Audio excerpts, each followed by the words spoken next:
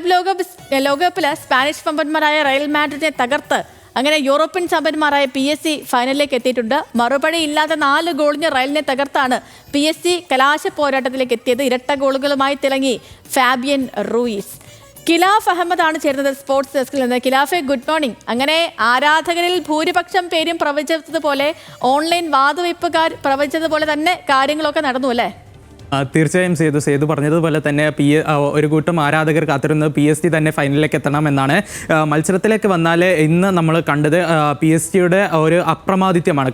ഈ ഒരു സീസണിൽ എടുത്തു നോക്കിയാൽ ലൂയിസ് എൻറിക്കയുടെ കീഴിൽ PSG മികച്ച മുന്നേറ്റമാണ് കാഴ്ചവെച്ചത്. ഈ സെമിയിലും രണ്ടാം സെമിയിലും ക്ലബ് ലോകകപ്പ് രണ്ടാം സെമിയിലും ഇത് തുടരുകയായിരുന്നു. PSG ആദ്യ 24 മിനിറ്റിൽ തന്നെ 3 ഗോളുകൾ അടിച്ച് റയൽ മാഡ്രിഡിനെ ഒരു കുരുക്കിലേക്ക് എത്തിക്കുകയായിരുന്നു. പ്രതിരോധത്തിലെ പിഴവുകൾ മുതലെടുത്ത് റയൽ മാഡ്രിഡിൻ്റെ പ്രതിരോധത്തിലെ പിഴവുകൾ മുതലെടുത്ത് PSG താരങ്ങൾ വലകുലുക്കിയപ്പോൾ എന്നാൽ തിരിച്ച് അടിക്കാൻ വേണ്ടി ചില അവസരങ്ങൾ ലഭിച്ചെങ്കിലും എന്നാൽ PSG പ്രതിരോധ നിര കൃത്യമായി ഇടപെട്ടത് കൊണ്ട് മാത്രമാണ് ഇന്ന് PSG ഒരു വലിയൊരു വിജയം നേടാൻ സാധിച്ചത്. കാരണം ഒരു 4-0 എന്ന് പറയുന്നത് ഒരു വലിയ സ്കോറാണ് റയൽ മാഡ്രിഡിനെ പോലെ ഉള്ള ടീമിൻ്റെ എതിരെ. അത് കൂടാതെ നമ്മൾ ഇതിൽ എടുത്തു പറയേണ്ടത് എംബാപ്പെ റയലിൽ കളിക്കുന്നു.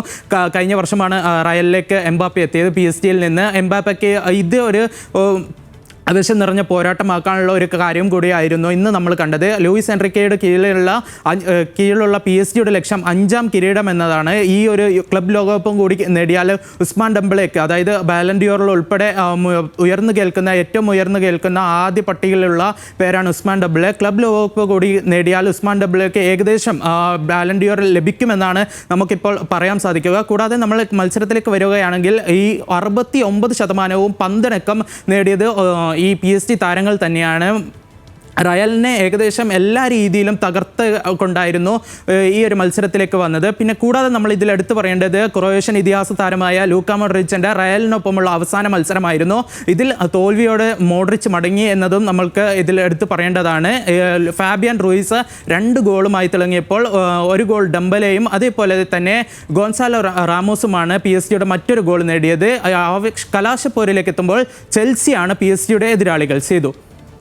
ഓക്കെ കിലാഫ്, ശരി.